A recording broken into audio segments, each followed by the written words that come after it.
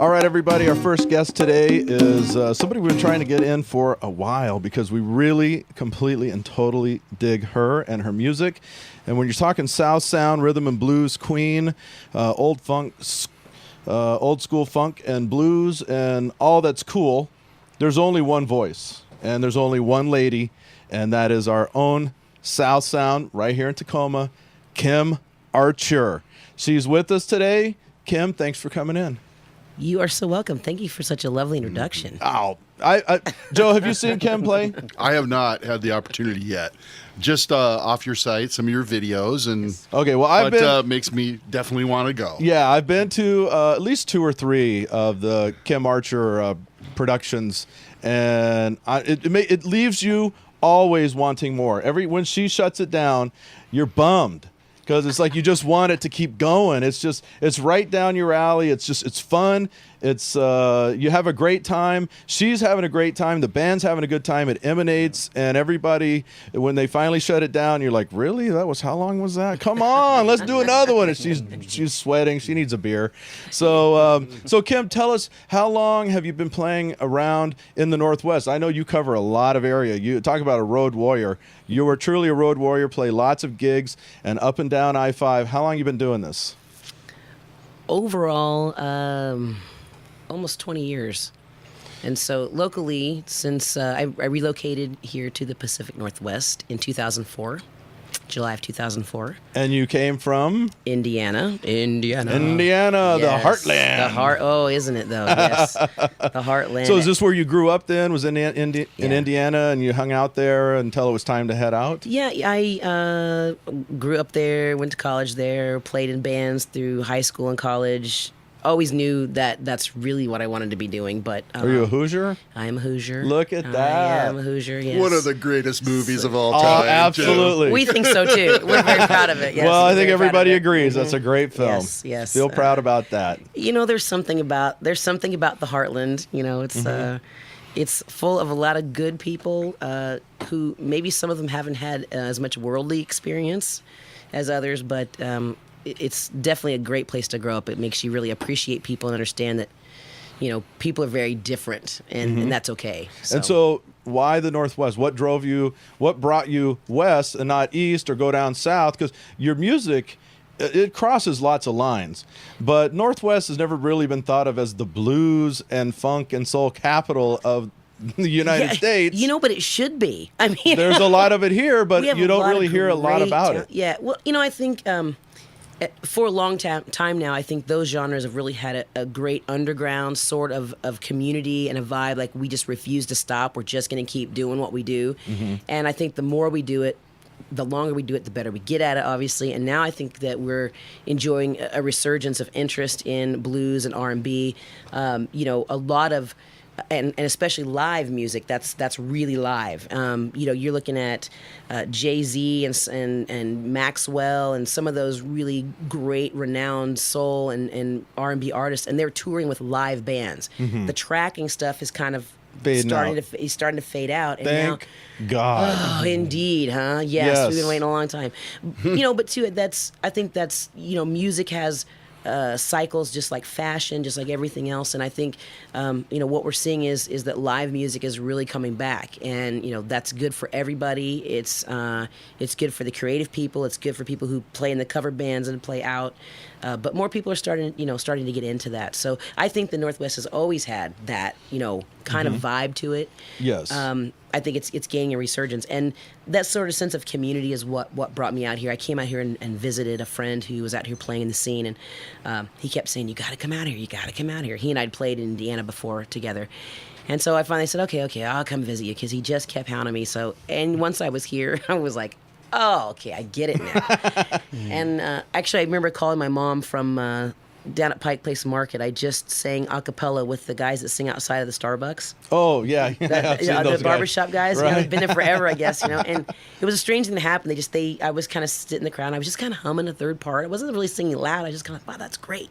We don't have that in Indiana. People just out in the streets singing for no reason. It's too cold. It was wonderful. Yeah, it's too cold. Or too hot. Yeah, it was wonderful. And, you know, they kind of motioned, "Hey, you know, come sing with us." And I thought, wow, that was just a really kind of a, you know, one of those experiences I won't forget. And it was, I'm kind of one of those people, I believe in signs. And there were a number of signs that happened during my visit, that being the first. But I actually remember calling my mom from Pike Place Market and saying, just want you to be the first to know that I'm moving.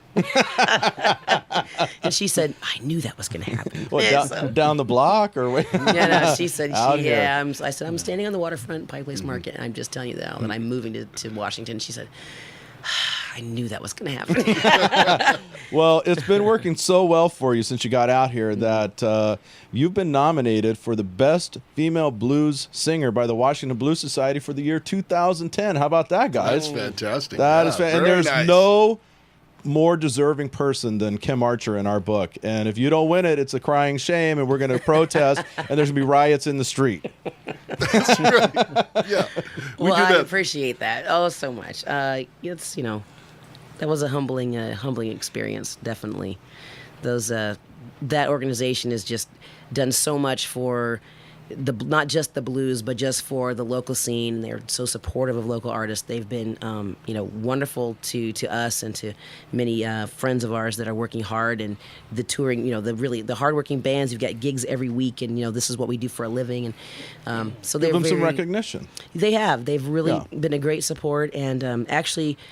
Stacy Jones of the Stacy Jones Band, who's a good friend of mine, and I'm a huge fan of hers. She actually won that award, and it was nice. We had a really nice time together, sharing just that moment, and I was so happy for her. But we were there at the award show together at the Triple Door, and it was just well, maybe she'll be there when you win it this year. Well, actually, what is interesting about it is that we that night booked with the Highway 99 Blues Club. We're going to be on a co-bill together on September the 10th, and I'll just tell you don't want to miss that show. That's going to be the mark two of us together are going to light that place on fire. So you don't want to miss that. Kim, we get some bands in here, and they're up and comers, and they're just dipping their toes in the water, and you've got 20 years experience in the business. What's one of the most valuable things that you've learned during that time that you could maybe pass on to the people coming up and say, this is what you should focus on, or stay away from, or this is the kind of the path to maybe being successful? Very simply, I can tell you, make it always about the audience. Put them first. No matter every decision you make, everything you do, especially the moment you step on the stage, if you put them first, everything you do will be the right thing. There is I always say this to audiences a lot. I thank them for sharing their energy with us, because, there's a certain job that a band or performer has when you step on that stage. And for me, it is being that conduit between the energy of the music, which the band is creating, and the venue is helping create. And it's all kind of a magical equation, right? That happens. And we give our energy to the audience, and we can do that all night. We can do that to a certain level. We're professionals. That's what we do.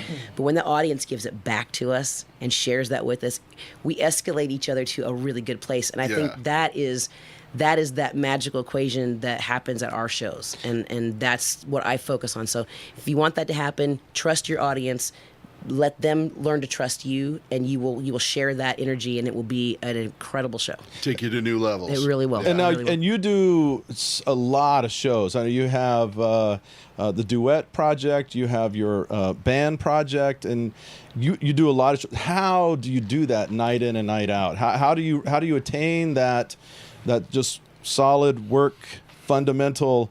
And like you said, it's exhausting. I know it has to be. So what place do you go into to find that night after night after night after night of lugging gear in, setting up, playing, trying to transmit that groove and the feeling, then it's breaking down, and do it again the next day? Yeah, there's definitely not all of it is what we call, not all of it's rock star. No, some of that stuff really is not very fun. You're right. But I kind of look at it, this is what I do for a living, and I would compare that to the woman or man who gets up and at 7 o'clock in the morning in order to put the suit on and go to the office all day and muster up the energy to make their sales goal or do what their bosses rant and raving at them to do, and still come home and fix the kids dinner and be a husband or wife. There's that in there too. Right. And then sometime in there they got to sleep, So, I think we all have, anybody who is trying to do